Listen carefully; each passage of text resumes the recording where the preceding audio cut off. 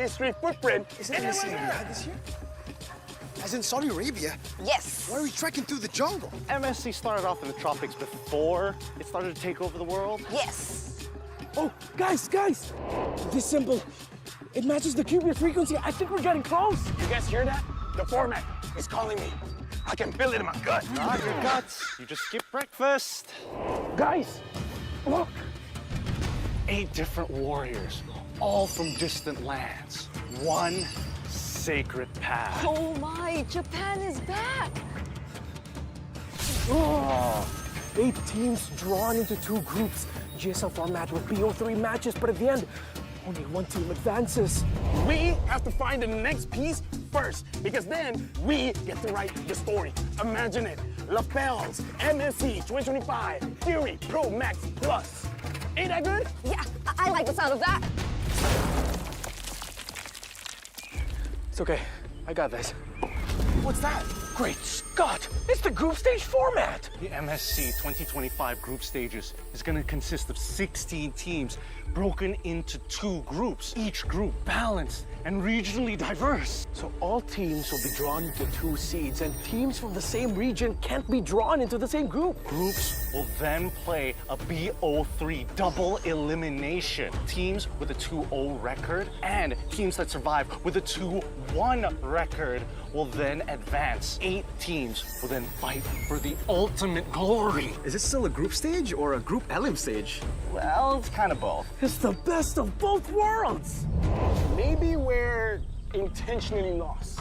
Oh, you mean like the time a strong team lost to a weaker team that claimed it was a strategy to go down to the lower bracket for a more dramatic comeback? Yeah, that sounds right. Yes. Oh, look! That seems like a shortcut to the finale! Perfect! Now we can solve the final format before they even get here. Let's go! Brigida, let me teach you something. When you see something shining, you smash it. Ah, I found it! The sacred format ahead of everyone else. LaFell! From now on, you can call me LaFell, the great format discoverer. LaFell! I think you broke the format. Oh, we can still fix the format. Thank goodness I'm not with you this time. Don't touch anything else, LaFell, no! Let's look at the knockout stage. The MSC 2025 knockout stage, 2-0 teams will get to choose which 2-1 team they want to face. Will the 2-0 teams just pick a weaker team for a better matchup? Or they could just fight a tougher team just to flex. The real question is, which team gets to choose first? Most game wins or shorter game time? We're gonna have to wait until we get to Riyadh. Until then, let's have a look at the playoff bracket. Quarterfinals and semis will now be best of 5. Oh, and there's now a best of 5 third place clash before the grand finals. Final best of 7 to crown the ultimate champion. There you have it. The MSC 2025 format, wild cards to glory. Yes!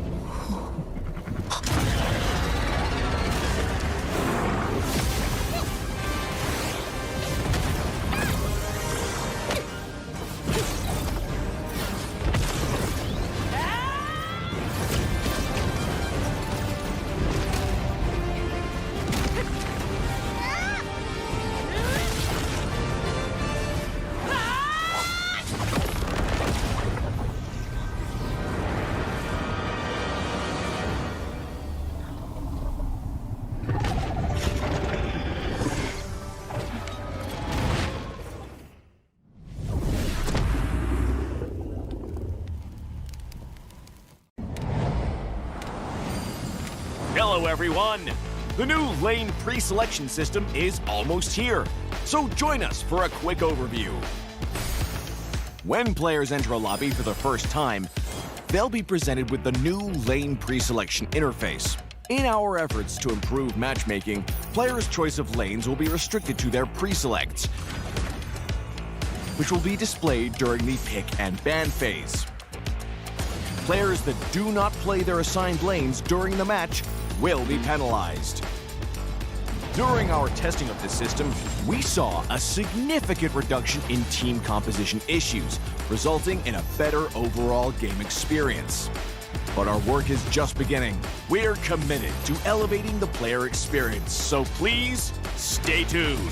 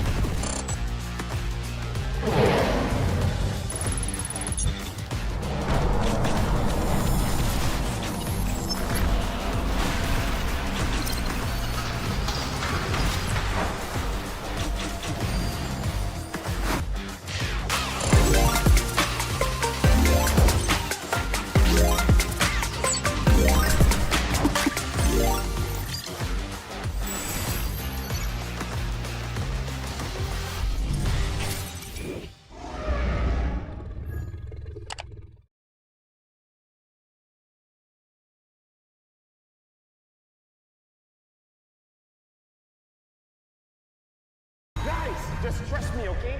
We just have to follow the MSC history footprint. Is it and then MSC we're there. Riyadh this year? As in Saudi Arabia? Yes. Why are we trekking through the jungle? MSC started off in the tropics before it started to take over the world. Yes. Oh, guys! This symbol, it matches the QB frequency. I think we're getting close. You guys hear that? The format is calling me. I can feel it in my gut. Not your guts. You just skipped breakfast. Guys, look. 8 different warriors, all from distant lands. One sacred path. Oh my, Japan is back. Oh, 8 teams drawn into 2 groups. GSL format with BO3 matches, but at the end, only 1 team advances. We have to find the next piece first, because then we get to write the story. Imagine it. Lapels, MSC 2025, Fury Pro Max Plus. Ain't that good? Yeah, I like the sound of that. It's okay. I got this. What's that?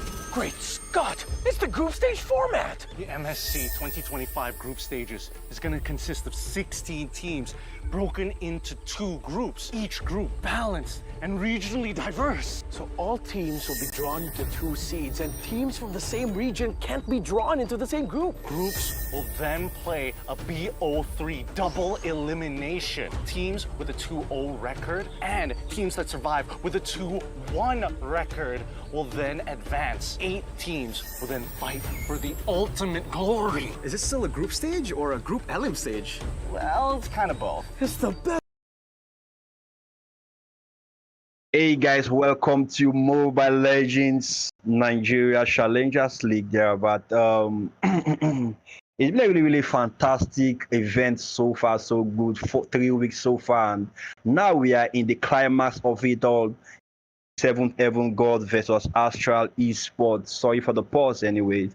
I don't really have much to say right now because the game is already kicked off right now. So I'll just hand it straight up to our casters for tonight. They will introduce themselves and probably just give you some highlights about the game so far, so good. To the casters, Kronos and Dark Manta. The mic over to you. Okay. Yeah. No, you first, Kronos, of course. No. I mean, the pleasure is mine. Always happy to be here and be a part of the MLBB Nigerian community. Of course, show some love whenever I can. I mean, I just got back from like a 12-hour shift, but hey, Kami said we got the finals, boss. Show up. I was like, okay, sure, I'll show up. All right, and then here I am. I'm wonderful. Sorry, I'm a bit late, but hey, just making sure we have a great time. Yeah, what's up, guys? It's Black Matter here. And, well, basically, I just wanted to show up for this one because it's big, it's the finals, it's the best of five. So, it's something that I really want to see. We've got Astrals and we've got the defending champs, we've got the undefeated. I'm definitely wanting to see a lot of action in this, honestly.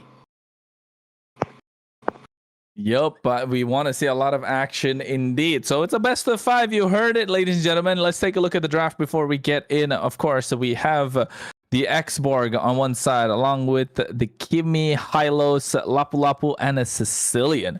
But on the other side, we have an Iritel, Angela, Ling. Oh, nah, bro. I thought I'd say this only in my ranked games. You got an Angela and Ling in the finals, along with that, a Yuzhong and a Farsa. And looking at the draft, my friend, I think I definitely like the Angela Ling combo. I like someone, playing Angela while I'm playing Ling. It definitely helps out. Don't you think so? Yeah, I do. Because, the Angeling is actually getting quite popular in the Nigerian server recently. We saw that with El Cartels. El Cartels did it. They've been doing it for a while. So right now, the Angeling is something that's pretty OP right now, but let's just see how well they utilize it, because it's not just about the combo. Utility also matters, Chronos. Yeah, I agree. Black Matter, like, it depends on how they're able to execute it, right? That's the biggest point in this, of course. But at this moment, fighters are slowly building up in this current meta, right? We're approaching towards the bigger competitions, the esports World Cup and whatnot, and you can tell that the fighters are definitely starting to take stage, at least in the ranked games. But for now, I think with this rise in these fighters, the assassins are left forgotten. But of course, if provided the right bit of sustain, these assassins can be dangerous, and that's why you see Angeling coming through as well. But I feel like there's something going on. As you can see, one of the enemies conceded defeat. So Black Matter, you got to tell me what's going on, bro. Yeah, there's a spam record there. I think there's an issue probably with the lineup, or probably because they don't have a retribution. I didn't really get a good look at the battle spells, because we kind of missed the whole draft. We kind of started in the middle of the game. But either they don't have a retribution or probably something else of the sort. But yeah, that's pretty much what can cause a restart in situations like this. Yeah, and I think for this point, seems like the teams definitely had some troubles. That's why they have to restart. And if you ask me, I'll be honest, this time I didn't catch a lot of the games. I know usually I do, guys. I usually do. This season I did not. I've been a little busy at work, so I didn't really catch this season. Don't get angry at me, but I got an expert, Black Matter. You got to tell me, out of these two teams, which do you think might come out on top tonight? Is it gonna be 7 Heaven Gods, or hey, Astral?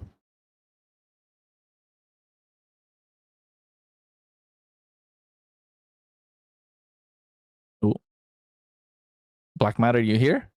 Yeah, I am. So apologies. A call came in. I forgot I didn't put my phone on Do Not Disturb. Yeah, so like I was saying, there's no need to get angry. Get it that, sometimes other things can take our time and stuff. So that's actually quite understandable, really. I think we should just wait for the redraft, and then we can kick off while we're here. Yeah, I was asking, what do you think? Who's going to come out on top? Is it going to be 7 Heavens, or is it going to be Astral? 7 Heavens are the undefeated right now. They are the undefeated champions. They are literally branded as that. So they are basically the people inclination right now. The people are inclining towards them. But Astrals are also having quite the reputation as the comeback kings. That is a reputation that precedes them, because that shows that, okay, you might be the undefeated champs, but we just might show a comeback. Probably, I might be over-exaggerating or glazing Astral right now, but we might see a reverse sweep. But then again, there's a reason why they call them the comeback kings. I wouldn't want to underrate them, Kronos. Exactly. I was going to say, we all love an underdog story, don't we? I definitely want to see some of the top teams go head to head. But the main thing is, do we really want to see the top team win all the time? We always like an underdog story. We always like to see who is going to be that one top team, who's going to beat the giant. We want to see a David to the Goliath we definitely want to see that underdog story, that Cinderella run. So hopefully we get that from Astral in his best of 5. But hey, if Seventh Heavens is undefeated, they're undefeated for a reason, baby. You got to make sure to bring in the heat, because if Astral don't, then it looks like it's going to be a one-sided story. Yeah. And it probably just won't see. You know, one thing that the people love is to see a hero rise. But another thing is also to see a hero fall, because there might be some people secretly rooting, oh, I wish Seventh Haven would lose, so that inflated ego of theirs that think that they cannot lose will be crumbled, and everyone loves to see a hero fall as much as they love to see an underdog rise. So it's kind of like a kind of sensation on both sides, but the game will eventually decide who is the victor. Bro is just quoting something from Batman, you know. He just said, like, people, you know, more than they like to see a hero rise, they definitely like to see a hero fall as well at the same time. Bro's been watching too many movies. Black Matter, what's your favorite movie, bro? Tell me about that. I'm more into anime, but which anime? Come on, let's talk anime. I mean, since the teams are not the lobby's not set, teams are not ready, let's talk some anime. What is it? I'm more into romance anime though, but I do watch some action, and I kind of like the underrated series more than the popular ones, because I feel like the popular ones are just filled with people that just got into anime recently, and you know, they just only know about a few ones, and they just want to just, you know, argue endlessly about it. But my favorite anime currently is probably, okay, argue because I do have a long tier list, but I might say Erased. Have you seen Erased? Yes, I have. It's a nice anime. Yeah, that's a very nice anime. I just love how much you know, the whole time travel thing, and the whole the OP was actually very good, and My Hero Academia as well. That one was a nice one. That one was very nice. How about you? Me, I mean, I like to watch a lot of anime. I'm not on the hype train and stuff like that. I've been watching it for quite some time, but I ain't no emo boy like you, bro, liking those romance animes. I mean, even if I do, I'm not gonna say it out loud. People are gonna judge me, especially the chat. They're gonna go crazy on Black Matter likes romance animes. Now the next thing you know, the WhatsApp group's gonna be flooded saying that, oh my god, this guy likes romance animes. But hey, jokes aside, romance animes are nice. But I would say at the moment, and still always gonna be one of my favorites, is One Piece, of course. If you're watching it from day one, if you're watching it from episode 1, that is one of the top tier and best animes, if you ask me.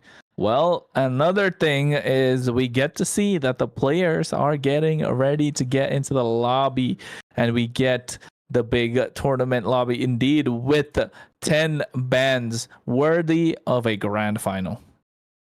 Yeah, definitely. The tournament lobby is definitely going to help out there with those 10 bands, and, you know, 5 on both sides.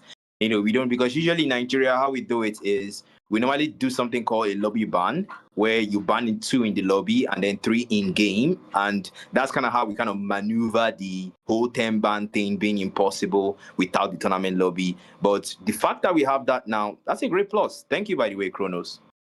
Yeah, I mean, I agree. Like, I've done that before as well, where you have you know, so-called lobby bans, which definitely help out later on. I've done that before when we didn't have tournament lobbies back in the day when I used to cast as well. So I think definitely will help out in this case, and might be the slight bit of a difference maker, because now teams have to adjust the way they do things and the way they move in and about you know, different compositions and how they're going to draft it, because now they have that additional 2 bans.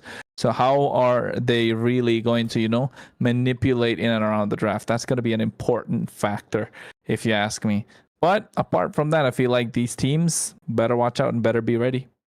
Yeah, they better be ready. I mean, the underdogs, being Astral, what was the term I used before? The comeback kings. They better have a contingency plan for any drafts that the Seventh Haven brings against them, because there's a reason these guys are undefeated, and they're probably gonna find out in the first or second matches, and probably going to have to shift some of their already made strategies that they came with, and probably have to adjust there, because there's a reason why the Seventh Havens are undefeated, and they're probably going to find out soon. It's true. I think now we will find out why they are so. But hey, in the meantime, you got to walk me through what is, you know, what is so-called the right and the wrong team. Hey, look at that. We got R-Truth in the lobby. What's up? But yeah, for those of you watch WWE, if you don't, I'm sorry. You didn't get the reference. But yeah, what do you think is the so-called meta heroes? Because from what we looked at, I am a big fan of the Lapu Lapu. Yeah, actually, that's the hero I mean. So the fact that you're a big fan of him kind of gives me joy. And oh yeah, they were still roasting me in the comments about how I like romance anime. So I told you, you gotta, like, you can't do that to yourself. Yeah, but I can't hide what I love though, just because people have opinions against it. Like, it cannot make me hide what I love. So I'm not that kind of person that would hide what I love. And you said One Piece. One Piece is golden, by the way. I do love One Piece. I've not seen the whole thing because I'm not really a fan of extremely long. Bro, you gotta watch One Piece. I'm telling you, it's worth more than watching any romance anime ever. Wow. Like, yeah, I do have.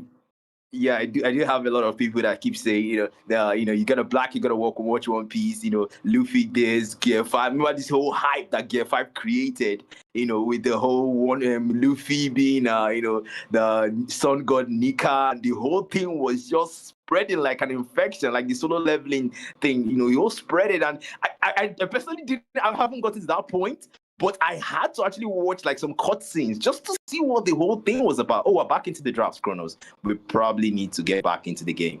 I mean, we will, but they take time to draft anyway. Oh, guess what?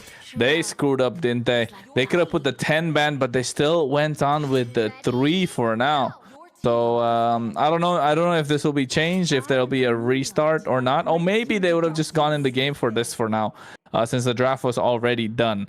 But well, another thing is, what I want to say is, like, hey, it doesn't matter what it is. One Piece is the GOAT of all animes. I don't care if you agree or disagree with me. For me, it is, of course. It is one of the top tier animes, and trust me, bro, you're missing out. It's worth the investment. I sound like a One Piece salesman, but definitely worth the investment. But if you can see, I mean, you're right. Let's get into the game anyway. The Lapu on the blue side, Hylos, Iritel, Yuzhong. So Yuzhong, Lapu is always a great matchup to watch, but this Iritel is going to be a big factor to play in. The Farsa is not going to have a great game just because of the fact that your mobility is going to be your mobility is non-existent when you're using the feathered airstrike. But the Lapu Lapu, his timing has to be on point. He cannot go on top of the Iritel because, again, your target should be that Farsa. But for the Sicilian, however, he does have a lot of mobility with that Bat's Feast, so that can be slight bit of a difference maker. Yeah, the Bat Feast granting him the mobility there, but Yasuo, that a link is actually a pretty good counter for the Sicilian, if you ask me, because the link can get up close and personal with that. The Angelique combo, we're just basically having a redraft of what they drafted the last time, so basically just deja vu at this point. But like I was saying before, that you can see, that's the benefit of the tournament lobby, and all the skins and they're just flexing them right now, Chronos. Yeah, I know, right? They just want to get their hands on all the skins that they can. But hey, rightly so, man. You better make the most out of the opportunity while you are in the game. And of course, the adjustments can be done. The draft's looking the same. This X-Borg in the jungle, I like it quite a lot. If you ask me, the blue side has an absolute monstrous draft, right? An absolute monstrous draft. But then again, if this Yuzhong is able to dive into the backline, cast the Sicilian on point, and if the Iritel can run circles around the composition of 7th Heavens, I feel like, hey, then only Astral might have a better game. But for now, looks like it's gonna be blue side indeed. Yeah, I mean, just really flexing those skins. Like I said, I'm a fan of the Atlas chosen. The Lapus Collector is looking really good. By the way, I'm getting a bit sidetracked here, but back to the draft. I actually love the fact that, they have the Tondarbi on the Yuzhong. That's a solid front line out there if he knows what he's doing. And then you've got the Fasa with the back line there as well. And Irithel with the DPS, that's actually very nice. But we will get back into the game. I'm actually leaning towards the side of 7th Havens, though. Their draft is looking more, solid to me. But I don't know about you. What do you think, Chronos? I like Seventh Havens for sure, man. That draft is looking much better to me just because of the fact that they have all the bases covered. And not just that, they also have this X-Borg that deals true damage, right? And that can be a big difference maker indeed, because that is going to be the most important factor here. Yes, the Firaga armor can prove very useful, but then again, a Ling has to take away, what, 2 HP bars? X-Borg, basically, with the immortality, has 4 lifelines. Right, he has the Firaga armor, then he has the immortality, then the Firaga armor again, and that's when you take him down. So that's going to be an important factor, especially come mid-game. Seventh Heavens are going to be looking super strong. So they should make sure, Astral need to make sure they don't get to that point. Yeah, I think right now, like you said, prioritizing the immortality should be the first thing, but then they will take that little there. Back there on the EX plane, there's a slight engagement there with Fury Dive on Darby, though. I don't know who is piloting the camera, but please, I think we should move the camera a little bit up top to the gold lane. There's an engagement there. Cypher getting low, but they will get out there. Nanya boy, I can't really pronounce that. It's kind of like a mixture of Igbo language and English. Hey, bro, you got to teach me that. You got to teach me that for sure. But look at that. Oh, the EXP battle is always going to be really exciting when it's between Lapu Lapu and Yu Zhong. But to be honest, it's going to be of no avail because it's just 2 fighters going at it. And I feel like that's definitely going to be, you know, just the trading HP for no reason, because they're going to make it back up, especially after they get the War Axe. But you can see the mid lane, this X-Borg doing a lot of damage. Ooh. Yeah, doing a lot of damage there. The Sanguine Claws will only connect onto the minion waves. You can see they're trying to zone them out right now. From Darby, Justice Blades from Tatsumi here with the Fury Dive of the Dragon Tail. They will not connect the Soul Grip. The Fury Dive to escape. Black Dragon comes out. But there's the Turtle Dance. Yeah, they can see at the same time, Yasuo is right on top, gets himself the turtle, immortality, rather the Firaga armor is already popped. They're trying to go through, and the dragon trying to zone out the rest of the back line. Same thing done by the Lapu Lapu. Taken down low, Tempest of Blades goes up 1, 2, and he picks up all 3 swords, but the kill in the hands of the Angela, and that is first blood in the hands of Astral. Yeah, a brilliant Angeline combo. The Heartsguard really helping out Yasuo there, but he will go up top though, trying to support his gold lane. There's a 3-on-1 gang. Oh, Curse of Crow. But nice. Boy, woo, get out. That was pretty risky, Kronos. Yeah, very risky indeed, but a nice traction pulse to make sure he gets pulled back. That could have been a double kill, to be honest, in the hands of Naboy, but hey, he just missed out there. Doesn't want to take the risk, understanding that they are the top dogs for a reason. And when you're a top dog, you don't really care, do you? You know how to play the game, and you know you want to take the game at your pace. And that's going to be the biggest factor that Astral are coming across. They need to change the game and turn it and play it to their tempo. Once they're able to do that, then maybe they have a slight bit more of a chance to win, because in this best of 5 series, you want the first 2 games in your favor. But look at the EXP lane. Yeah, because the EXP lane there, so grip with the Dragon Tail as well from the Darby. The Star Essence will grant him more HP though, but a little bit of a little tap, Fury Dive. But the Darby just the poke and disengagement there, back there, up top. It's a brutal one, Kronos. Yeah, feathered airstrike, but you see with the Heart Guard, Cypher able to pick up the kill, and now he goes in with the last Insanity, but Tempest of Blades able to catch them. Cypher falls down to the hands of Percy. One after the other, they fall like dominoes, but look at that beast mode. Is that beast machine? Doesn't feel like a machine right now. He's getting taken out super low, but this Ling is just waiting and biding time. Gets the opportunity, snipes away like he's Edge and having his Money in the Bank briefcase. Yeah, back there on the EXP lane, though, you can see Darby relentlessly using the Dragon Tail and the Fury Dive there. Really trying to win the outcome. The Soul Grip, Dragon Tail, more Star Residue stacks will erupt and grant him more HP. But Darby still wanting to contest there as that turtle spawn and Beast Machine goes. Dragon Tail, Fury Drive, Soul Grip used on him. But he will not find that value there, even with support there. Burst Pathway comes in, but it will flicker out, Kronos.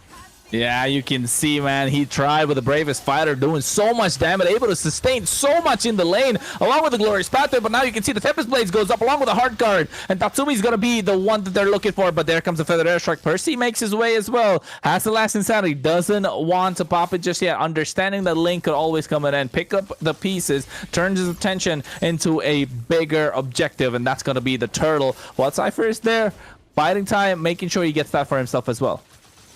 Yeah, making sure this bravest fighter right now, the land shaker as well, Tatsumi, but Percy already taking that objective on behalf of 7th Avens as they will move for the lane clears, Kronos.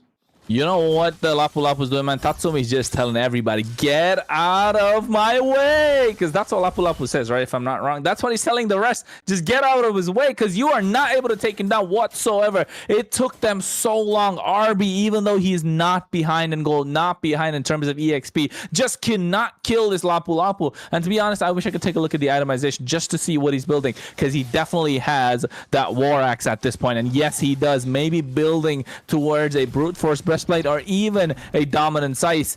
You know what? Scratch all that. Just go for an Oracle or a Queen's Wings and you are making him unkillable. And this is why he's so good in the current meta. Yeah, it's still good that Black Dragon form will be used as well with the Soul Grip, Enhanced Dragonoid form, Tornado. With the Fury Dive, you have that comes in to support. Homeland Defender will grant them shield. Flicker out of there, Tatsumi Devil will go down, falls to Lord Grimlet there. With more engaging there, the Dragon Tail, but that comes down. But Feather Strike will support them back there, Chronos. Yeah, and you can see right now, Percy comes through as well, gets the kill, goes in with the last insanity in the back line. Yasuo waiting for the right time. He wants to go in. Yes, he does. He has the Finch Poise, drops it down, and instantly he has the Tempest of Blades, uses it with the hard guard not available, but able to pick up the kill onto Beast Machine. This Beast Machine doesn't feel like a beast nor a machine, because at this point, that horse is blinding the rest of his team, because at this point, it feels like Astral are here to pick up the pieces and pick up the victory, because the way that they're playing, getting in the right place at the right time. And even earlier, Tatsumi, as I was just speaking, he just went down. That is Caster's Curse in full effect, ladies and gentlemen. Yeah, the Comeback Kings. This could be it, but I don't want to talk too early. We just entered the mid game, and Tatsumi here will try to go for the Lord Contestment. Excuse me. Sorry about that, Kronos. Yeah, and you can see right now the turtle is about to spawn, and it's already in, rather. Percy just zoning them away. Hacker doing a lot of damage. Thunderbee using the Fury Staff already, but Yasuo goes into the Finch Poise. Black Dragon comes out at the same time. Glorious Pathway being used. Turtle in the hands of RB, but at the same time, you can see the backline they go through. He already popped in the last insanity, and now they get themselves a double kill. Cypher looking for a bit more. But he understands that that's not the mission. They got what they came for, and against a team like 7th Heavens, they better not bite too much, because that could definitely come back to bite them later on. Yeah, definitely, and they're gonna find out though why Astral are the Comeback Kings. But I might be glazing them a little early. There's a cut lane there from RB though. The Dragon Tail as well as the Fury Dive, but the Soul Grip will force Tatsumi to recall back to the lane. But up top there, we can see the positioning of Lord Grimlex and Cypher supporting him there against Naboy. But yeah, it's just a clear win at this point, Kronos. Yeah, Naboy at this point making sure he avoids everything, trying to tell his opponents, nah, boy, you're not going to get me today. But guess what? Tatsumi goes in, tells everybody to get out of his way. Yasuo drops in from the Finch Poise, gets caught in this angle claws. Tempest of Blades goes up, has the hard guard on him, but you can see the damage being done is way too much. And Hacker, with the help of the Bat's Feast, able to pick up the kill. But now flickers out of harm's way. But here comes the Black Dragon form, trying to pick up something, trying to salvage something for his team. And yes, he does, gets one kill, but they're able to kite out Hacker in the back line. Has too much range that they can't deal with, but you can see Grimlix able to get the kill with the puppet on a string. And this has been a back and forth match, just 1.5k goal lead on the side of Astral, and they're called Comeback Kings for a reason, and they might be the one that might give a tough time against 7th Heavens. Yeah, they will give a tough time against 7th Heavens. Astral, the Comeback Kings, just might make that one though. They want to talk too early there. Thunderbee here, just using the Dragon Tail to just farm the minions there. But up top, we can see Cypher approaching Naboy, but he might just look for that opening. The heavy crossbow is available there with the Queen's Roar as well. They have guard pointed on him. just might make that engage there, but the Lord has spawned Darby though with the Dragon Tail. Fury Dive defensively, but the Lord needs to be contested, and that's what matters, Chronos. Yeah, it does. It's the Lord. It's a pterodactyl at this point. It's not even just the Lord. It's a dinosaur. If you've not noticed, it's a dino map indeed, ladies and gentlemen. But the Glorious Pathway comes out a little preemptively. But with the Black Dragon, able to catch Naboy. He is not looking good at this point. Now they're 5v4. Last Insanity gets popped, but Yasuo comes into the Finch Boys looking for more with the Tempest of Blades. Doesn't pop it yet, but the Feathered Airstrike able to dish out the damage. And Yasuo just cleans up shop. But at this point, Tatsumi trying to go in, gets the kill onto Roronoa. He can be a Zoro, all right, but at this point, Tatsumi is asking everyone to just make sure they get out of his way. But the Lord is still upstanding, an advantage to Astral because they're able to win every single team fight one at a time. Yeah. Okay, I think I'm going to come out and say it, Kronos. Astral won the earlies and the mids. So right now we're in the late. So we're going to see why Seventh Heavens is really the undefeated, or we're going to see why Astral is the comeback kings, because right now the gold lead almost 2k, and if it's not 2k, more than 2k, because my math may not be correct at this point, but then again, because C7 Havens will start the Lord dance here without Astral, but then there's a tight corner there. RB God will not come in for him though. The Fury Dive and the Soul Grip as well, but the Black Dragon form will be used for it. Yeah, look at that. The target always has been Hacker, right? He does have the Petrify, doesn't use it yet, but gets the backline. But meanwhile, at the same time, you can see Percy going through, trying to show the damage, but Naboy gets taken down at the same time. This is a lot coming through, and Astral trying to hold their own. Yes, we know why Seventh Havens are one of the best teams, but at the same time, Astral showing that they are a comeback king for a reason. But who wants to be a comeback king when they're dictating the pace of the game entirely, making sure Seventh Havens have to respect what they got in store. Tatsumi goes with the bravest fighter, able to pick up the kill onto Roronoa, but the Dragon Tail is doing so much damage, and now with the Petrify being there as well, Tatsumi will get taken down after such a long overextended team fight. And now with the 12th minute being up, they turn their attention to the Lord, and they should be able to get advantage. Yeah, getting an advantage, suffer, as you young would say. RB makes Seventh Havens suffer with the Dragon Tail, just zoning them out with that right now. The Lord is almost contented there. RB with a Fury Dive, trying to zone them out. Was Astral will pick that one. The hard guard on the Black Dragon form comes in. Yeah, he does indeed, and right now you can see Last Insanity being popped. They get the shutdown onto RB, but at the same time, Tempest of Blades goes up, trying to get Naboy, but not able to reach him. He's able to kite out of there with the help of the Glorious Pathway nonetheless. But still, even after all of those team fights, you said it right. Black Matter, you said it right, because yes, even though they've been winning the early, they've been winning the mid, look at the goal lead though. It's not been more than 2k. So this 2k goal lead has been maintained by Seventh Heaven, so they know how to farm, they know how to get the gold in their pocket. That means they're not behind by a lot. It's just a matter of moments, and they are known to take their moments, and that's what makes a top team, and that's why they have the Sicilian in the back line as well. It's just a matter of time. Given the moment, come at the pressure, you can see that coal can be turned into diamonds indeed, because the way that they're playing is they're ready to absorb it all and just waiting for that one singular moment. Yeah, but RP there with the Dragon Tail, relentless though. We'll try, that strike comes in, trying to zone them out. The Glorious Pathway as well, but the Ring of Punishment will be used, and they will disengage, Kronos. They will disengage indeed, but at this point, I feel like Astral, you call them comeback kings, man, but these guys are dictating the pace of the game. I said it before, I'll say it again. Why do they gotta be comeback kings when they can, take it all just from the start, from the get-go? This Angela has been putting in the work. Someone's making sure she clocks in overtime. I bet she gotta get paid, because this Lopalop was selling. Yeah, definitely selling for another strike comes in as well. Tempest of Blade comes in as well with the Black Dragon form, but they will engage in a serious combat here. That's what falls, Chrono. Oh my god. I'm telling you, this Angela has been the hyper carry for the game. 7-0-8, doing so much damage, able to get all the kills. You definitely don't want him on your team, because if you do, you get tilted. At this point, like, bro, give some kills to the Ling, man. He's a 3-2-6. He's 7-0-8. If I was playing rank with this Angela, I would be furious. I'd really be furious. Oh, Yeah, stealing those kills there. But usually you'd expect the Roma to get the assist, but this is the opposite.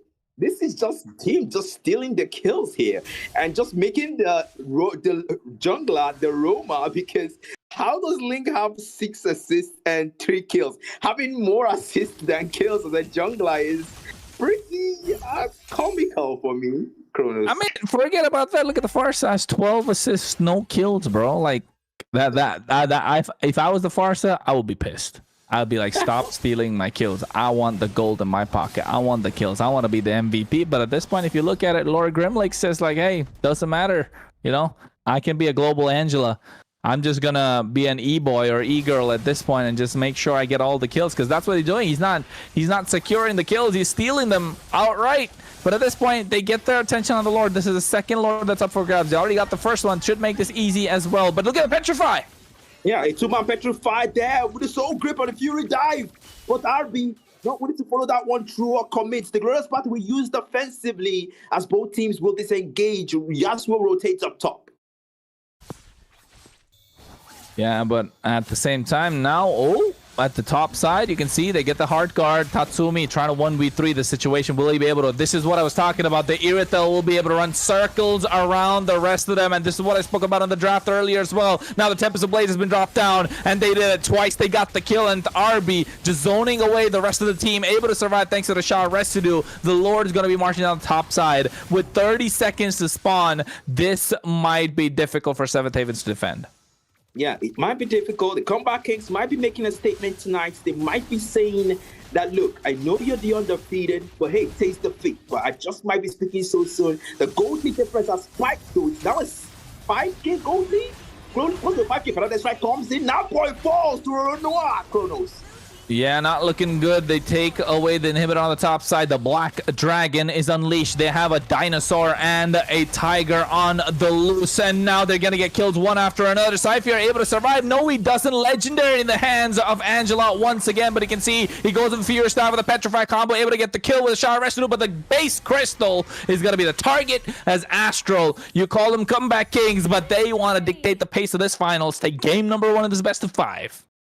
A bold statement by the Comeback Kings as they take the pace and take the game 1. But the people are wondering, Kronos, what will the undefeated champs do? How will they respond to this challenge to their throne?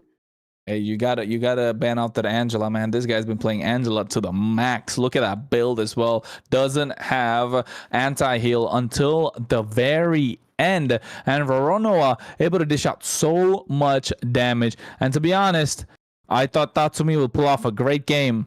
After the 4th minute mark, that Lapu Lapu started to feel a little underwhelming. And Beast Machine at the same time. His name says he's a Beast Machine. Didn't look like a beast, didn't look like a machine. Looked like one of those broken toys that's there, kept at the back of the car seat, that you do not want to play with. Because at this point, if they don't know what to do, Seventh Heavens might just be able to, you know, they're just giving the game away. Yeah. I mean, right now, they're already 1 win down. So they need to win the remaining 3 matches. So we're already guaranteed to have a 4-match streak if the undefeated really remain undefeated. But if they don't, then we're probably, and Astral makes an unbelievable 3-0 victory.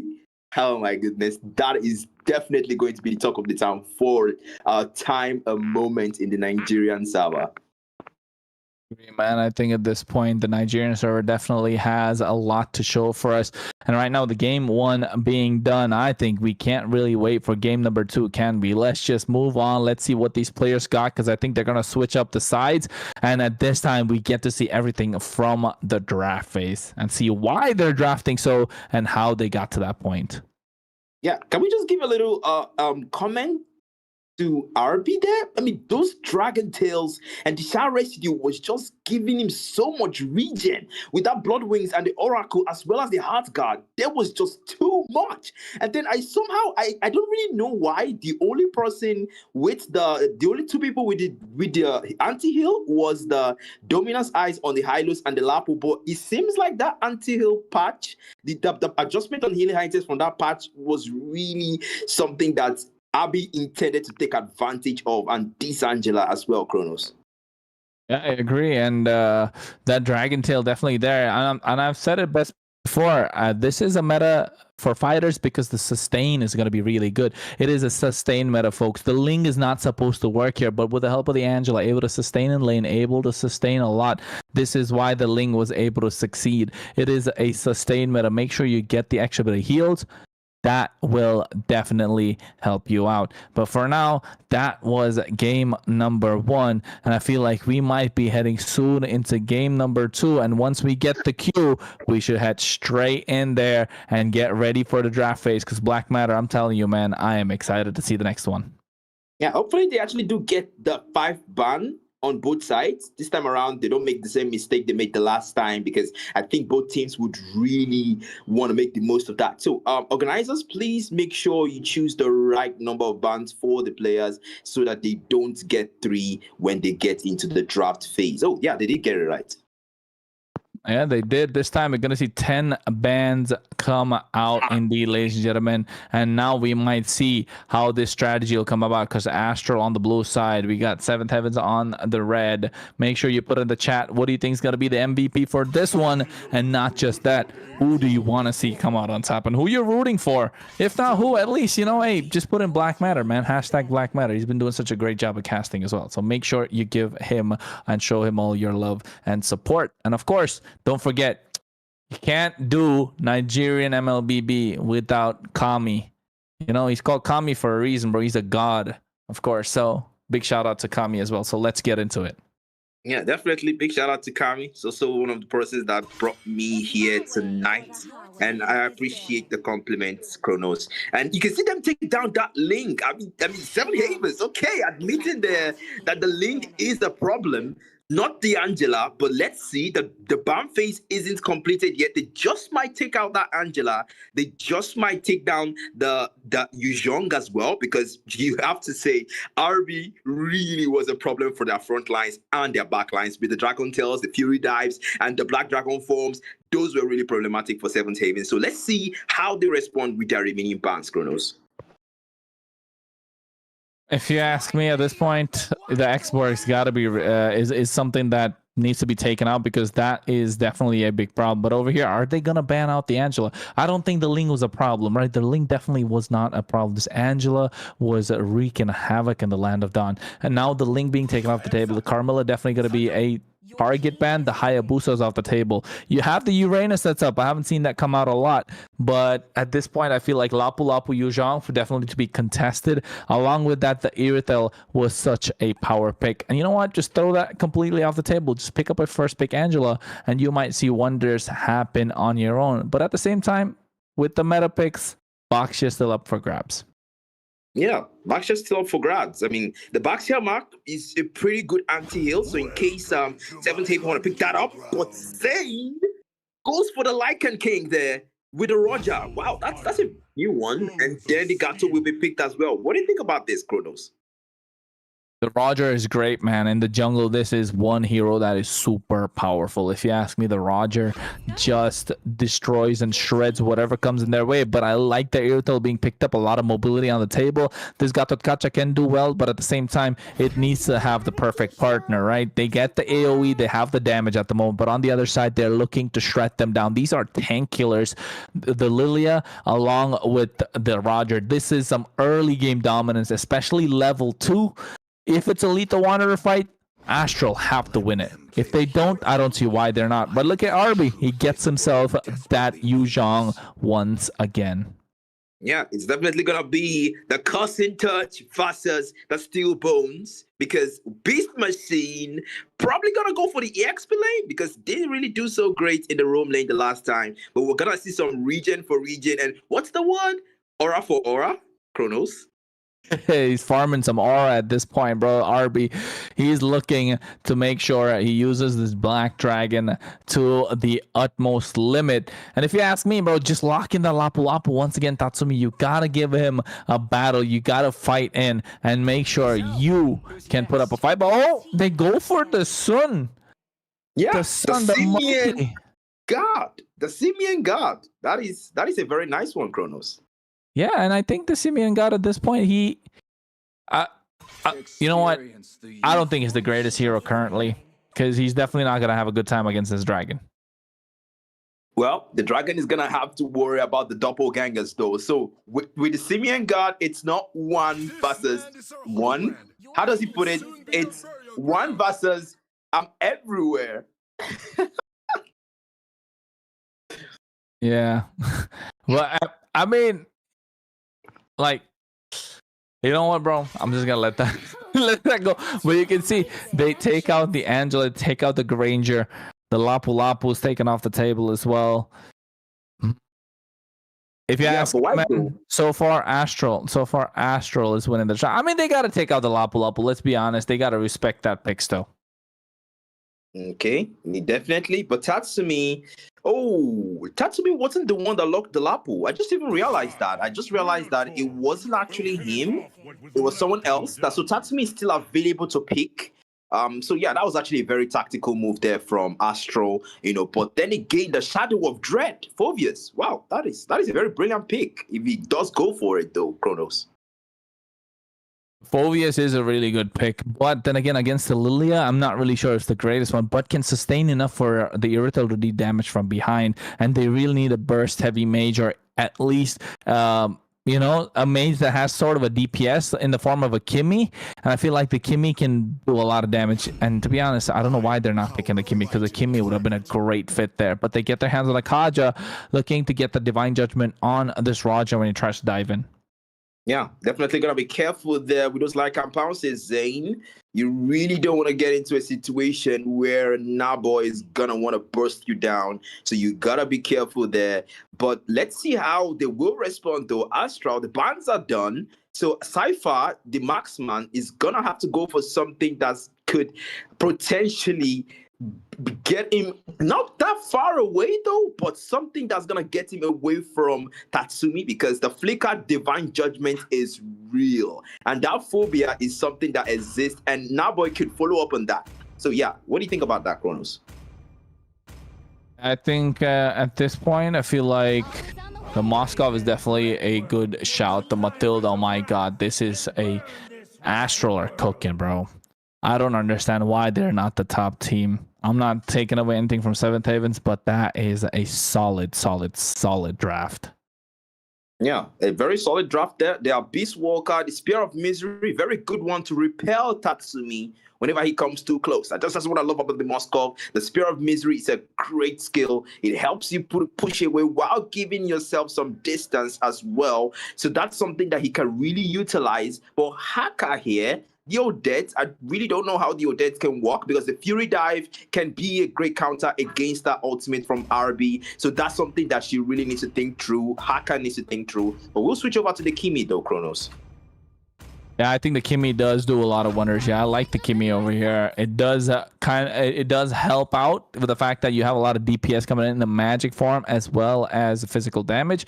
So damage per second, man, that's going to be the key for Seventh Havens, and that's what they needed in the form of this Kimmy. They're able to kite out this dragon as well, but RB, with the way he's been playing this Yu Zhang, could be on point, and we have a game on our hands, folks. Yeah, the draft is complete, so we get to see game 2, and trust me, guys, I'm as excited as you are to see who's going to take this one. Will Seventh Havens let Astral dictate the pace of the game in the earlies and the mids and the lates? Well, all that will be answered as the game starts.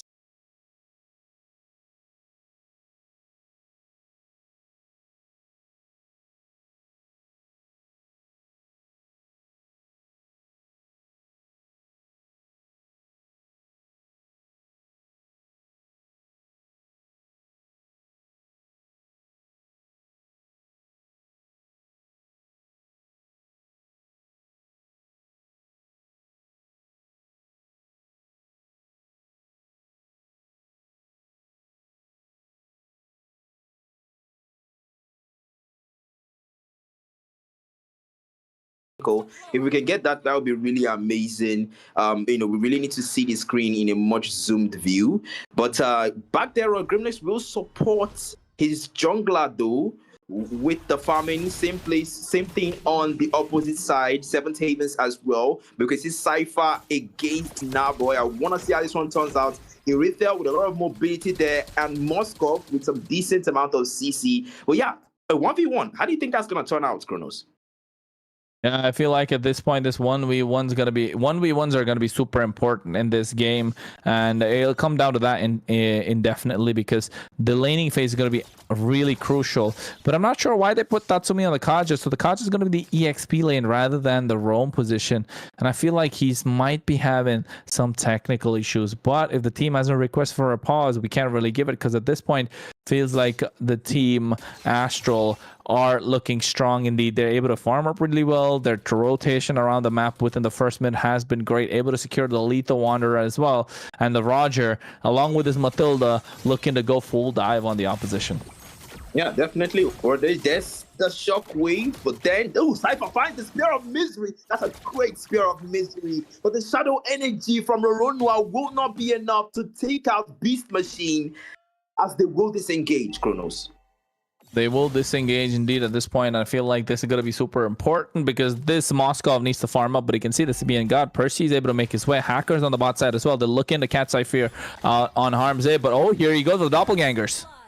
Yeah, the Pogantes clone techniques is the steiniest move, but Hacker will find Cypher. Shadow Energy, but Hacker flickers out.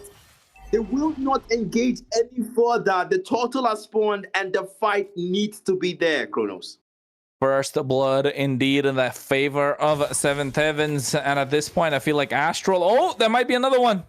Yeah, there might be another one. The instantaneous move used with the Unbreakable, but Beast Machine trying to zone them out. Black Dragon Form comes in. Does RB doing his job on another day? Hacker will get out with the anti-gravity thrust. So that needs to be told. That force comes out as well. RB get out there, flickers out and doing with the Divine Judgment.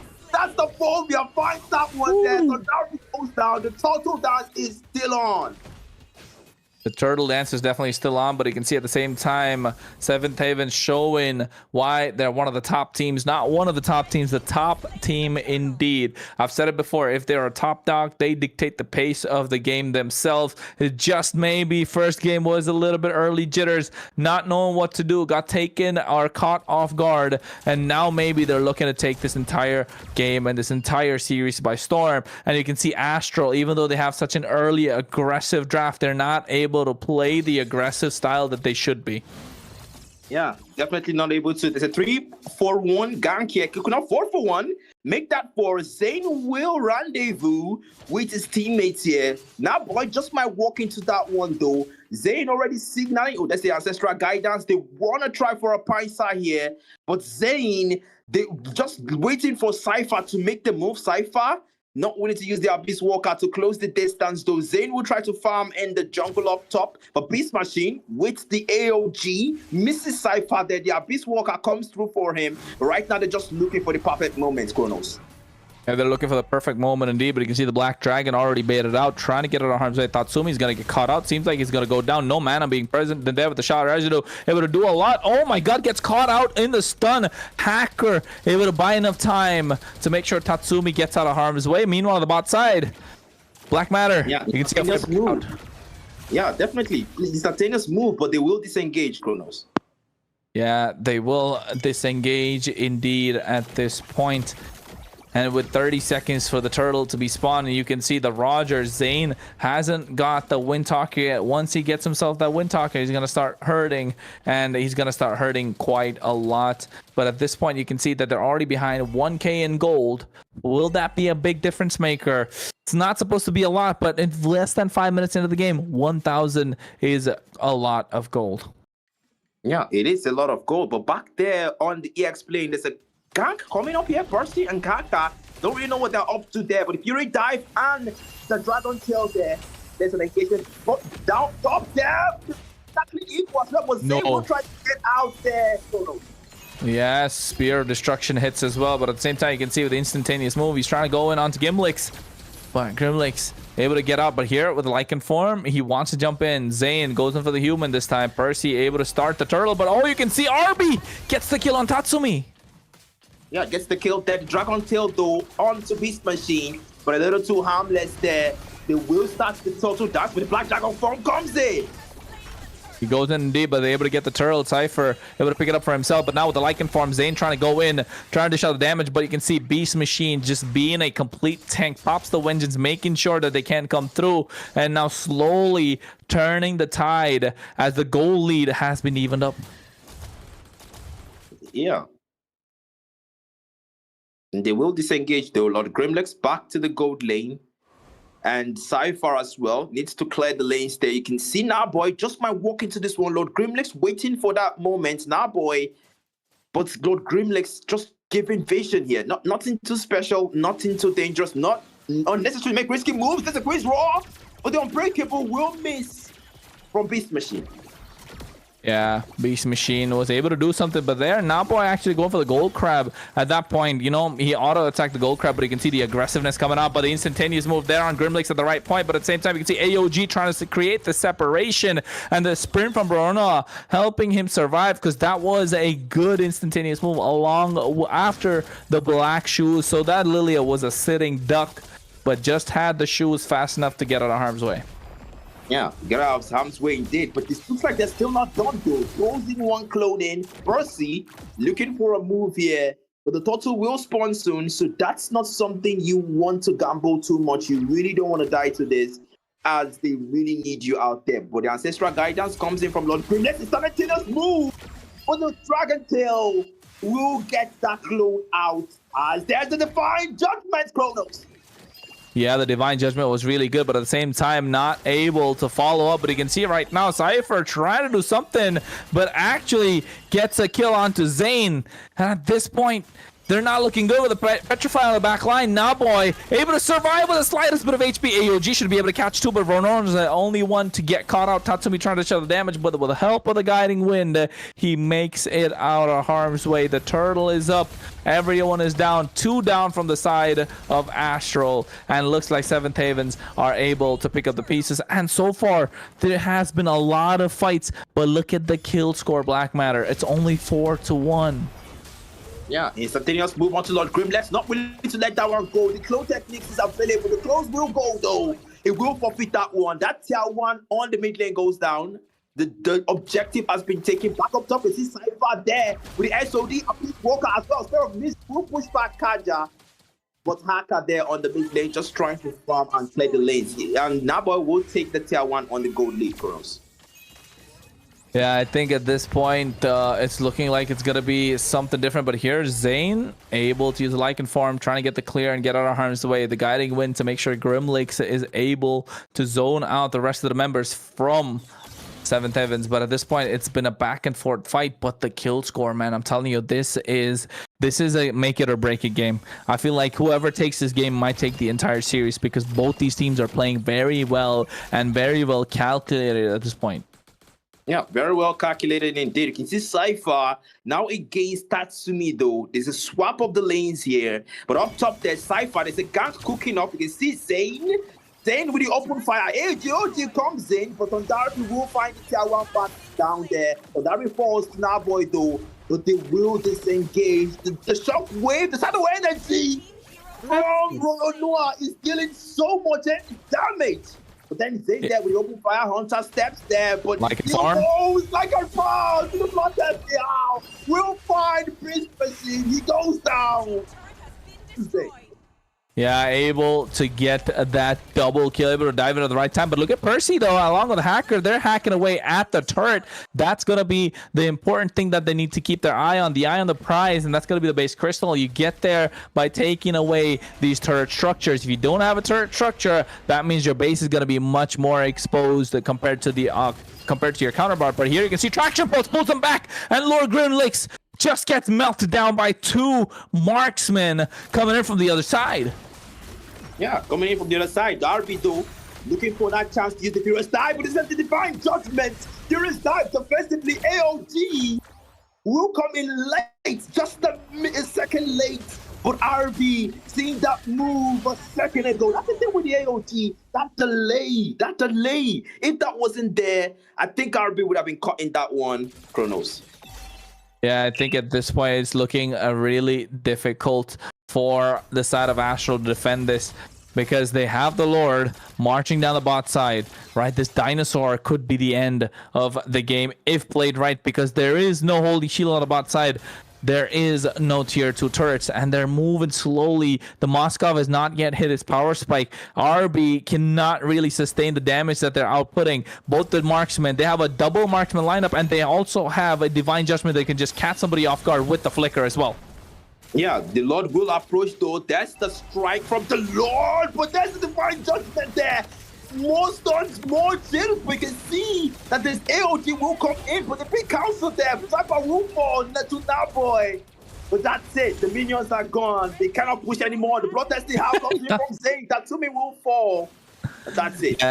Yeah, Tatsumi, man, I'm not sure what he was doing there. He took a lot of damage from the turrets. He should have been able to survive that, but you can see right now with the circling heal, they go in, and now Zane with the Lycan Pounce, he's trying to do some damage, but Percy, with the help of Hacker, along with Nabo, able to dish out too much damage, and the rest of Astral will have to run away with their tails tucked between their legs, because Seventh Havens are showing up in game number 2.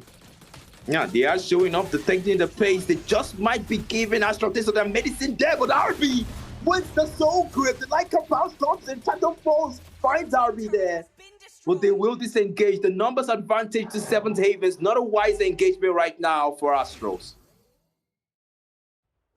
Yeah, and I think at this point, it's not looking good for Astral. 5k goal lead on the side of Seventh Havens. 5k is a lot. That is how much you need to win in this current meta. That much of a difference can be a big game changer, because you can see the tier 2 on the top side is going to fall as well. But oh, Beast Machine gets taken out just like that. Yeah, just disappearing there. The Spear of Quasar is dealing so much crit damage.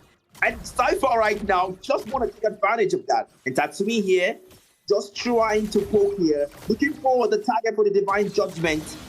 It's available there. The flicker is almost out of cooldown, and he's just waiting for the right moment to take someone out with him.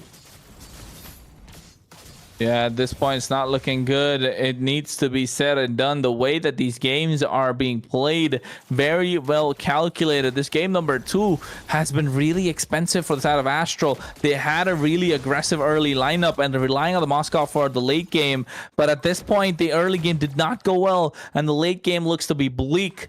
Because with a 5k goal lead, Seventh Havens, 10 seconds for the Lord, they could really just take a fight, take the Lord, and just end the game. Yeah, they could. And right now, we're in the late game, so it's kind of like the reverse situation here. Astral kind of dominated, and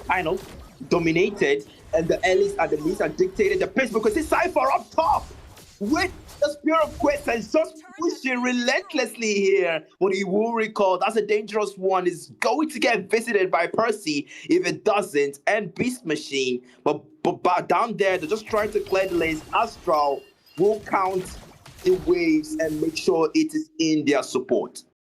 Yeah, definitely. They're looking for a synchronized push. They're looking for a synchronized end currently to this game. So I feel like this is definitely going to be a big difference maker compared to the way that the first game went out, because the first game was, yes, one-sided from Astral, but the second game, Seventh Havens proving and showing why they're one of the top teams, right? With the Lord marching on the bot side, the Radiant armor being purchased by Beast Machine as well. He's going to be a lot more tanky to Roronoa, so that's not some good news in the favor of Astral, because they had the wave clear on the present in the form of Roronoa, but it's not looking good. And now Hacker as well has an item, and you can see Zane just down and out. Yeah, that's it. That's it. We can see Percy though. Takes down tier 1. Now boy finds those Grimlets there. Cypher comes in. That's a great Spear of Misery. Because that's 32. So the RB finding Percy will dive into the back, but will fall. That will be his death. Hacker finds him, hacks him away. But the Lord will approach. So the base matters more. But they will take the Lord down. Spear of Misery onto Beast Machine. But Cypher just using their Beast Walker to clear the minions. A mistake coming in from their side. Of course, Seventh Havens making a mistake, and that is proven to be costly, because this could have been a clean end. It all came down to RB, dove to the back line, found the right target at the right time, and Percy diving in a little too early as well. They paid the price, And now, although they had the right tools to end, it just didn't happen. And now the goal lead has been shortened to about 3.5k. And I think 3.5k is doable if you're Astral, and you'll be looking at how to end this game. Tatsumi really needs to start pulling his weight here at this point, because he needs to get a Divine Judgment on point. If not, it's going to be useless playing this Kaja so far. Yeah, definitely needs to be very, very resourceful with that Divine Judgment, because clearly he needs, for maximum effectiveness, he needs the flicker to be available as well, and also needs some quality follow-up right there from Haka and Percy. Percy having the Berserker Fury though, so some great numbers are going to come out from the instantaneous move, and also from the basic attacks from the clones as well. So Dev, we can see just waiting for the right moment here. Tatsumi having that flicker ready with the Divine Judgment just might find Cypher, but needs to be careful with that engagement, or that could be counterproductive, Kronos. Yeah, definitely could be counterproductive indeed, because at this point they got to make sure they have it in their favor. In the bag is what the victory should be for Seventh Havens.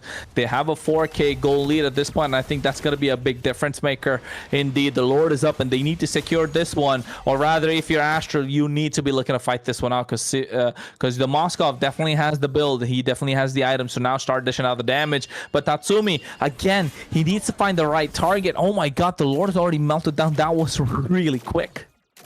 Yeah, that was quick, and you can tell that Percy dealing so much damage onto the Lord. I can't even imagine just how much damage that instantaneous move is gonna deal onto Cypher. Good thing he has the Wind of Nature though. That is a very brilliant one he can actually use to outplay those situations, as well as the Spear of Quiescence. You know, just bound those attacks that tend to spill onto the enemies in the back. That is something he can really take advantage of when dealing with the clones from Percy. But then again, let's see how we execute this with the Lord marching down from bottom. Yeah, I think this is going to be super important indeed with the Lord marching down the bot side. This is going to be the big push until the end. You can see Tatsumi flickers forward but misses out everyone. This is the move that they're looking for, but the AOG trying to create the separation, catches only one. They get the Divine Judgment on point as well. Immortality not present, so Zane is down and out, and here comes the Black Dragon form. RB trying to create the space. SOD did connect already. He goes into the back line, but you can see Naboy trying to show the damage, but he's still able to pick up the kill, and now with the Wind of Nature, Cypher able to survive. That is the big key, but they lose out one marksman, but they forget they have another. Hacker is the one who needs to carry this game on point right now. They go with the Circling Eagle, trying to show the damage, get the knock up on point as well. Beast Machine trying to get the taunt on towards somebody. Can see the base crystal is going to be the target as they leave it exposed. And instantly, Seventh Heaven just showing why they're one of the top teams of Mobile Legends Nigeria as they make the series 1-1. The undefeated champs. There's a reason why they're the undefeated. There's a reason why they repaid Astral and their own payment and their own coin. What they did to them, they did as well in return. Seventh Havens with Nowboy with the MVP and Roland Noir on the opposite side with the MVP loss. But then again, they will make a bold statement as well and say, hey, you guys may be our contenders, maybe the underdogs that they love to see rise, but hey, there's a reason why we're still on the throne here, and you gotta respect that. They definitely do. They definitely do need to respect that indeed. And I told you, whoever takes that game might take the series, because it's going to have a lot of mental pressure on Astral right now. And that's why, ladies and gentlemen, we will be back after a short break. But however, I'm not going to be present around. So it's been a pleasure to be a part of this cast as well. Thank you so much, Black Matter, for having me. Thank you so much, Kami, along with Starkson as well, and the rest of the Mobile Legends Nigeria crew. And the chat as well has been amazing.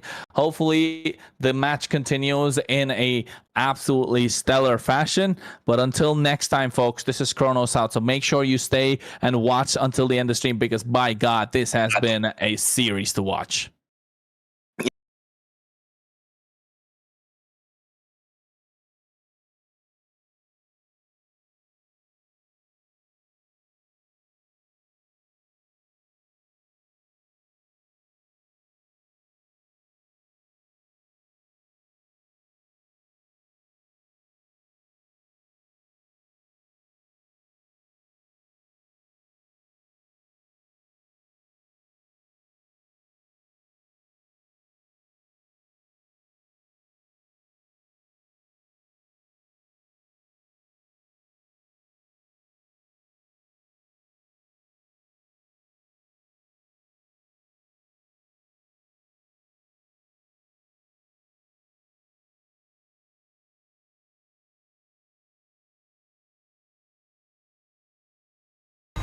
just trust me, okay?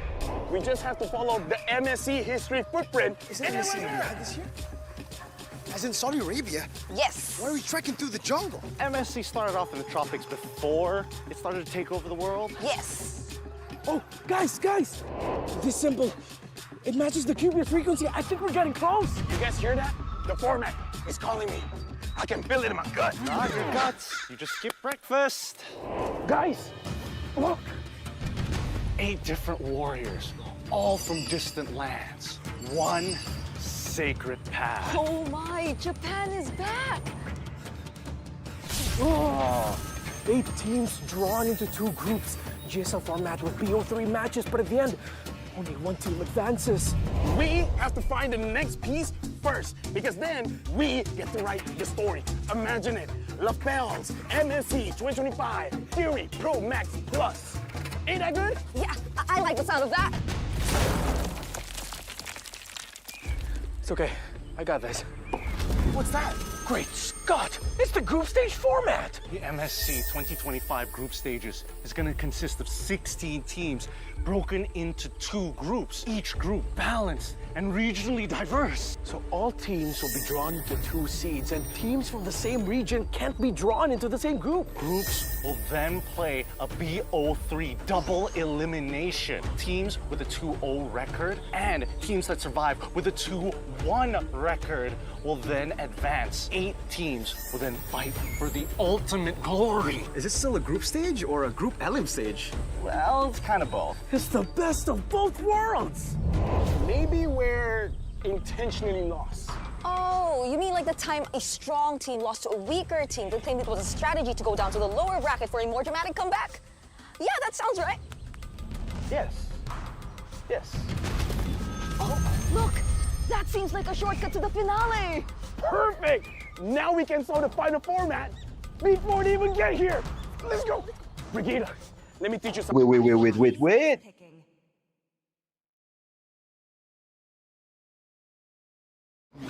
Guys, just trust me, okay? We just have to follow the MSC history footprint. Is MSC bad this year? As in Saudi Arabia? Yes. Why are we trekking through the jungle? MSC started off in the tropics before it started to take over the world. Yes. Oh, guys!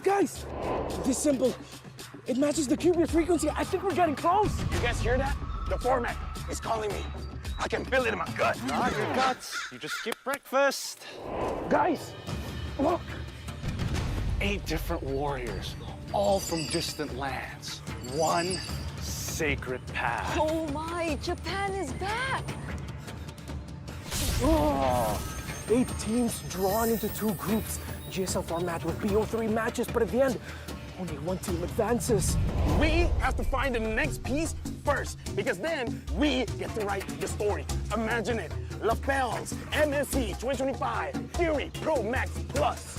Ain't that good? Yeah, I like the sound of that. It's okay. I got this. What's that?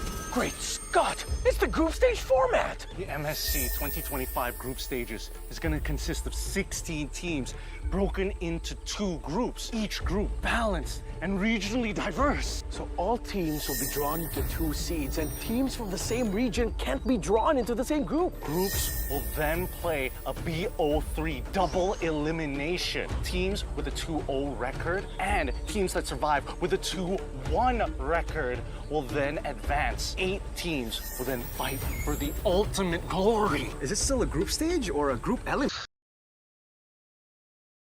All right, everyone, welcome back to the stream. Kronos is gone, and I will be taking over from where he left. If you enjoyed Kronos' stream, make sure to hit the like button, because indeed that's the only way you will be supporting the Mobile Legends Nigeria's community's growth. Anyways, guys, game 2 and 1 pretty much we played very, should I say, dramatically. But then again, we saw a lot of comebacks, a lot of exciting plays. Anyways, we are down to game number 3. Dark Matter, what's your analysis for game number 2? Where did you think Astral did, what did Astral do wrong that made them lose that game number 2? Well, it's a bit difficult because it felt like the hand that Astral gave Seventh Havens was the same hand that Seventh Havens gave them. It was like tit for tat, aura for aura. And I think though RB kind of struggled back there because in the game one, we had the Angelique combo and we had much more vulnerable backlines that, that it really took advantage of. But in the second game, we saw that RB kept falling victim to that traction pulse. And, the backline diving wasn't as effective without that Angela there. It wasn't really as effective for him, not as much heals as he had. And also his opponent being Kaja, you saw him styling there against the Lapu, but being Kaja, the Kaja just want to just waste time and poke around and stuff. So, not effective diving. Cypher trying to swap lanes there. You can see them swapping the lanes. That was trying to kind of like a strategy for Astral to try and change up the waves and the tier 1 turret. And also Cypher trying for that German cut and that German push. That was another move by Astral, but unfortunately, Seventh Havens just had the edge in that game. Is to protect lives. I think that's pretty much it for that game. Right now, we are almost there to go for the game number 3. As we see the draft looking pretty much smooth right now. We see Cypher picking up that Irritator once more again. I pretty much think the Irritator has been a very deciding factor for the team that's going to win the game. We saw it getting picked for game number 1, and we saw how it played for the side of Astral. And game number 2, Seventh Ever got picked it up as well, and we saw how it plays out for them. But anyway, let's see how game number 3 goes with that same lock plays after the side of Astral, or with Team 7 Ever got show us why they are the reigning champions. Anyways, guys, I think we'll be taking a short break before the game goes live. Okay. Guys, just trust me, okay? We just have to follow the MSC history footprint. Is MSC Riyadh this year? As in Saudi Arabia? Yes. Why are we trekking through the jungle? MSC started off in the tropics before it started to take over the world. Yes. Oh, guys! This symbol, it matches the QB frequency. I think we're getting close. You guys hear that? The format is calling.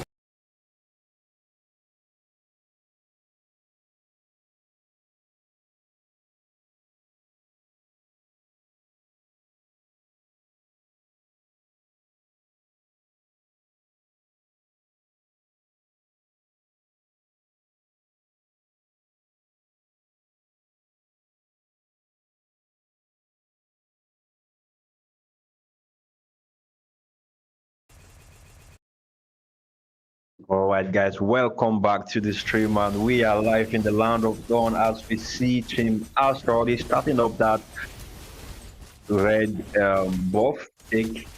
Pretty much, sorry, 7th Evan gods, I mean to say, and it's looking pretty much balanced at this point in time.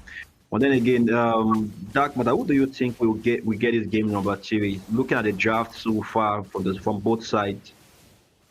I like the fact that RB finally left the comfort zone, leaving that young pick and going for the glue. And I also like the fact that Zayn as well finally going for a Hanzo, because the Hanzo was available. It wasn't on the ban, it wasn't on the pick. It was available all this while, but he finally went for it. I think that could be a really nice one. But then again, now, boy, knowing just how dangerous the Hanzo is, goes, oh, I spoke too soon. Lord Grimlex will find him there on the first blood. Wow, that was actually getting a pause.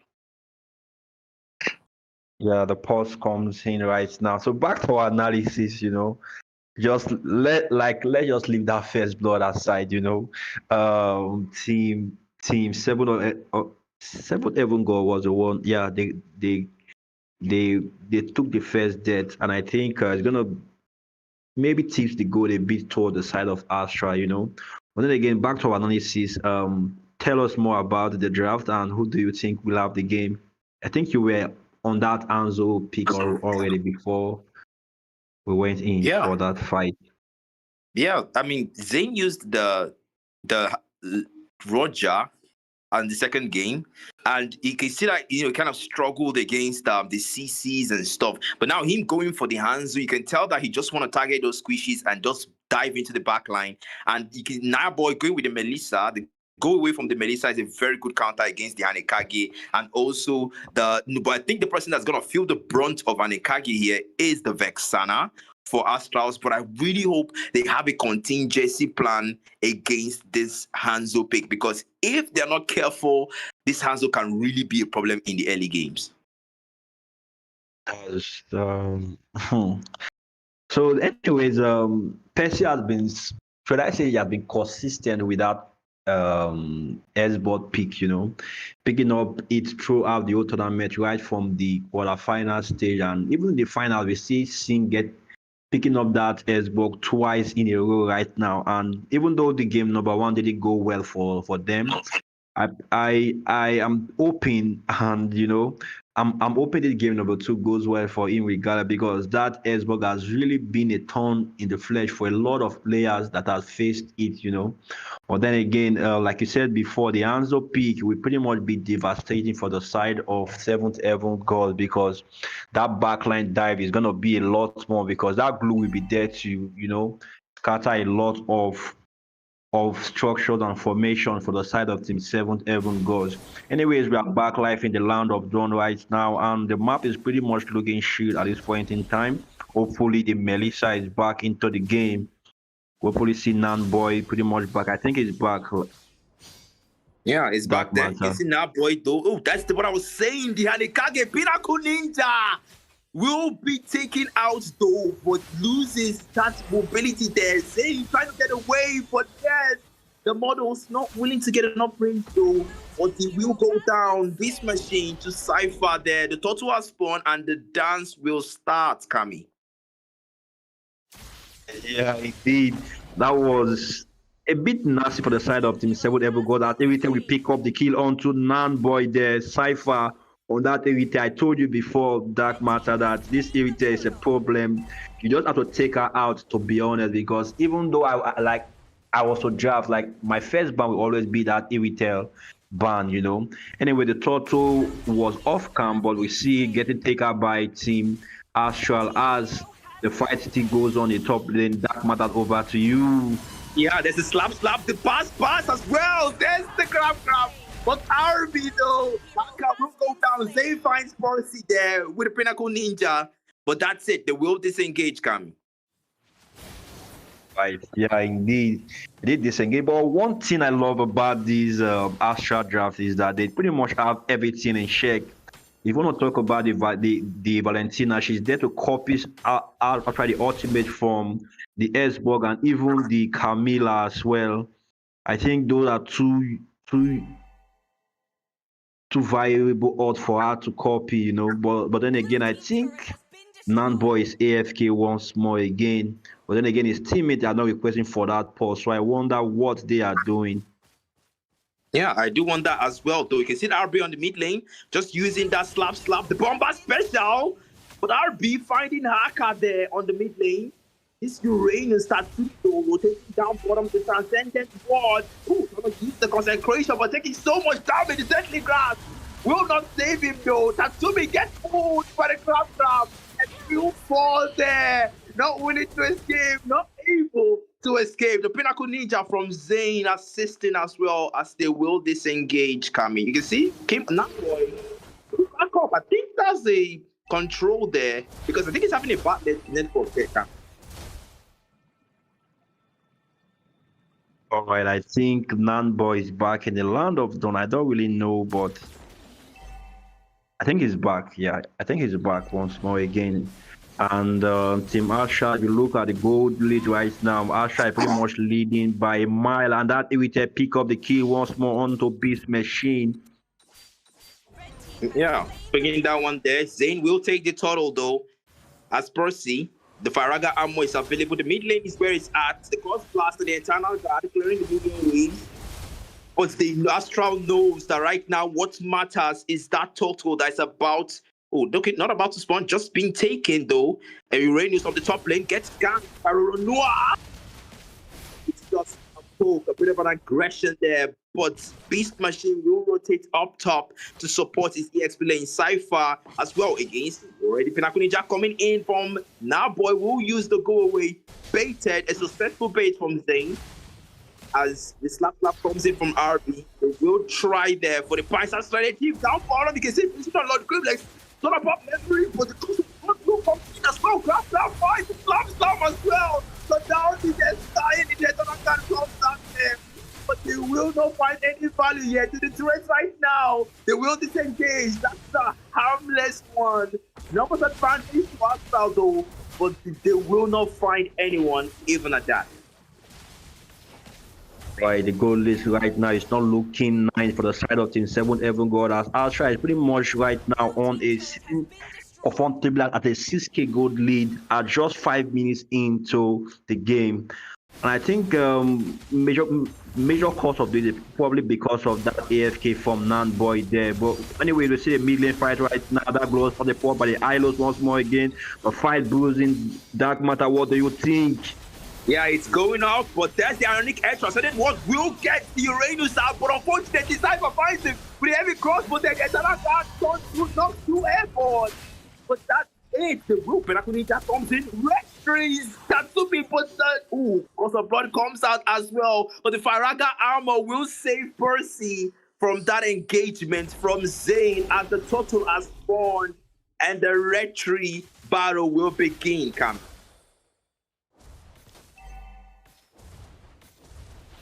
Alright, I think my network is a bit laggy there, but anyways, we are back into the game right now. The third total of the game is pretty much up, and we see Astral comfortably taking that total for themselves, while we see Beast Machine trying to go for that vision, but it's not going to get a chance to have a contest, as Astral secures the second total for themselves.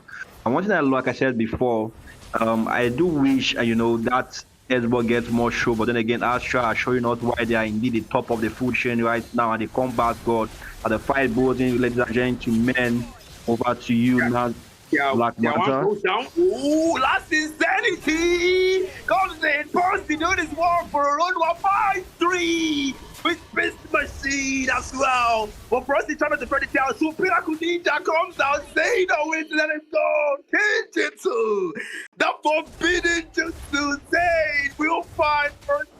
It's the 4-for-none trade in favor of Astral here. They are revenging for that game too, and showing why they're the comeback kings in this match.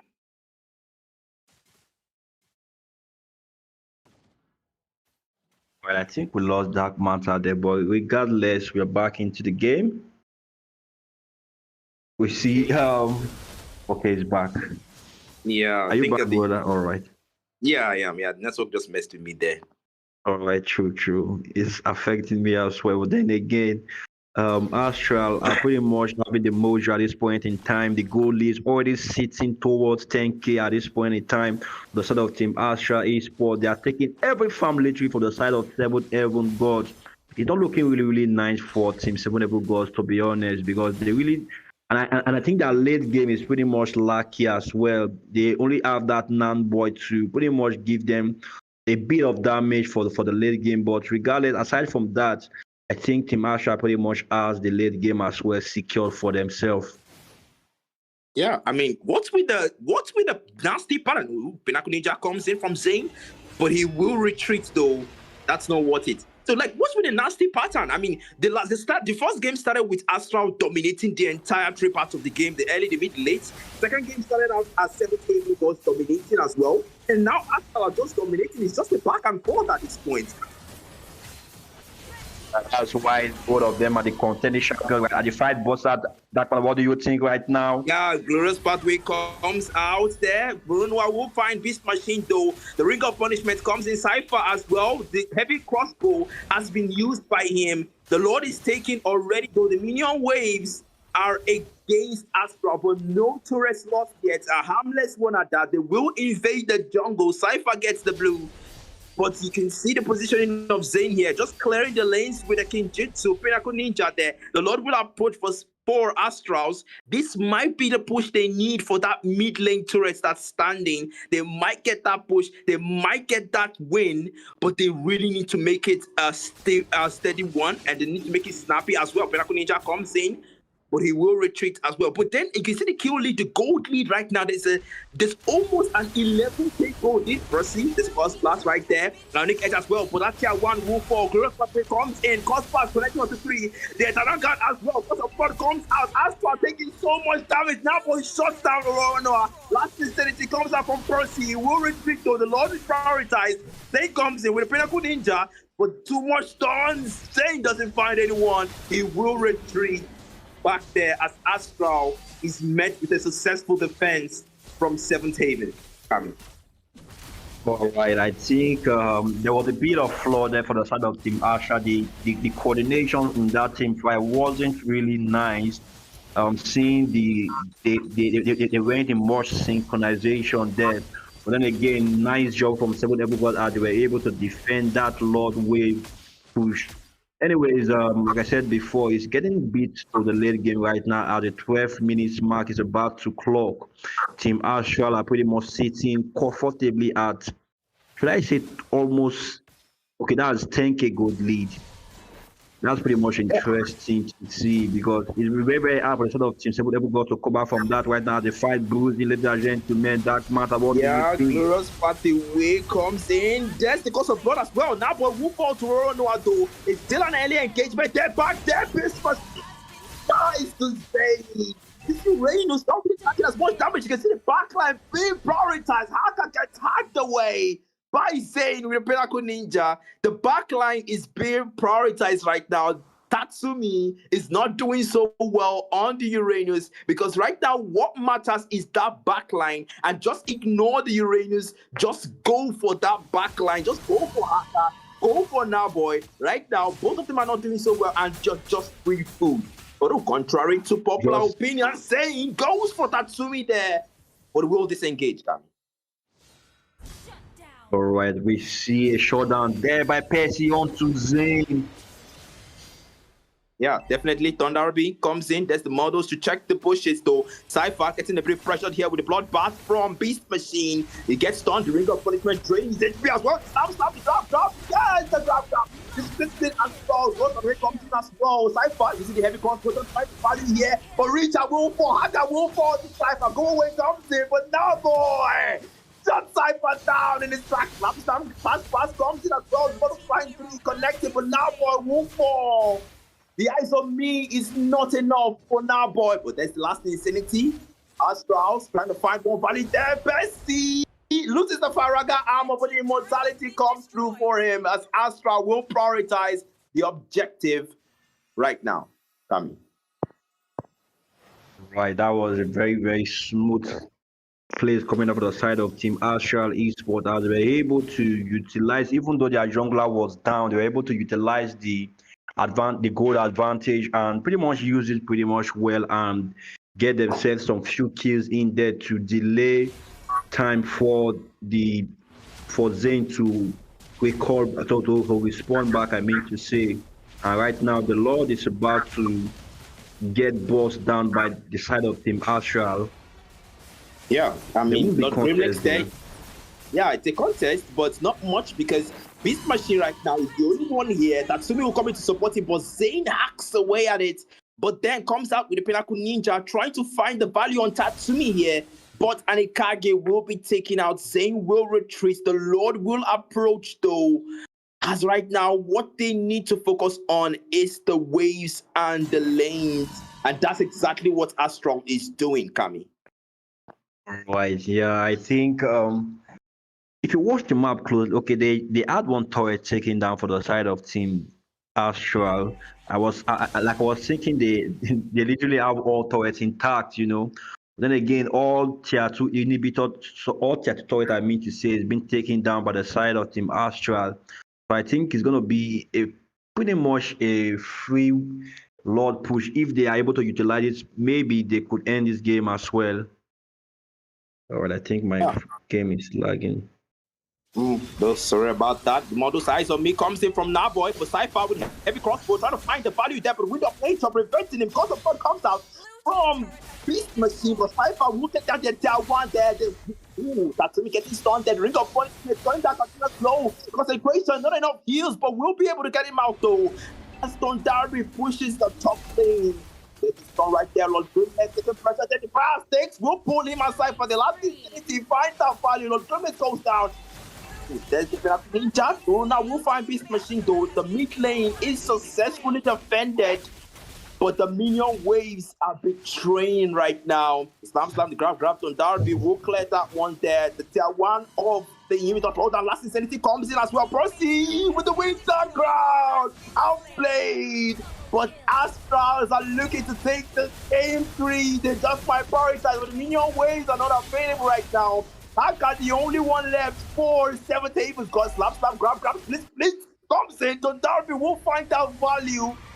But the underdogs, the comeback kings, have made another statement as they have taken game 3 in a 2-1 lead against the undefeated champs. They will make that one theirs, and they will say to the throne, I'm coming for you. That was indeed a fantastic play for the side of Team Astral esports. Nice plays from, I think Valentina is the one securing the MVP. That's Gorono out there picking up that MVP for the side of Team Astral esports. Like I said before, it's a nice game so far, so good. The draft was looking really nice for the side of Team Astral, picking up that I think that Anzo did a lot of damage to the backline of the side of Team 7th Heaven Gods, and they couldn't withstand it, and that's how we end up here in game number 3, going for the side of Team Astral esports. Anyways, guys, I think there's a little bit of changes, in the schedule and all that. Being it's a bit late right now. I think it's 11:30 p.m. in Nigeria, yeah. So that's pretty much really late. So we will be ending the game for tonight in this game. So just to keep the suspense going, who will have game number 3 or who will have game number 4 and game number 5 tomorrow when we resume the stream back again. That question will be pondering in your heart to know, will 7th Heaven God have the comeback and probably secure the 2 games for themselves, or will Team Astral take game number 4 for themselves and secure the victory, a 3-1 lead? Black Matter, what's your thought on it? Yeah, I mean, with the current pattern, I don't know if that's going to be the pattern tomorrow, but with the current pattern, if they keep this game going, 7 tables are probably going to take the game 4, and then we see an eventual take-up by Astrals in the game 5. But since we're taking a break here and going for the remaining 2 games tomorrow, then that's going to probably be a different pattern, hopefully. Because right now, I really don't understand what these teams... It almost looks like this is a scripted game, because I don't understand how you dominate so much in the first game and then gets bullied so much in the second, and the exact same thing repeats for 3 games in a row. That looks like scripting, but then again, that is the reality in front of us, fellas. And with that being said, I want to thank Kami so much for helping me on the stream here. It was a pleasure casting for you guys, casting for MLN, and casting for the finals. Thank you so much for having me, Kami, and I'll see you guys in the next one. It's a pleasure having you in the stream, Dark Manta. And anyways, guys, that will be all for tonight. I hope you enjoyed the stream. If you do, please make sure to hit the like button. And if you haven't subscribed yet, please hit the subscribe button. I love you all. Peace out. Yeah.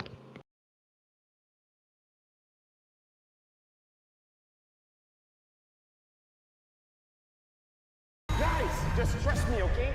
We just have to follow the MSC history footprint. Is MSC this year?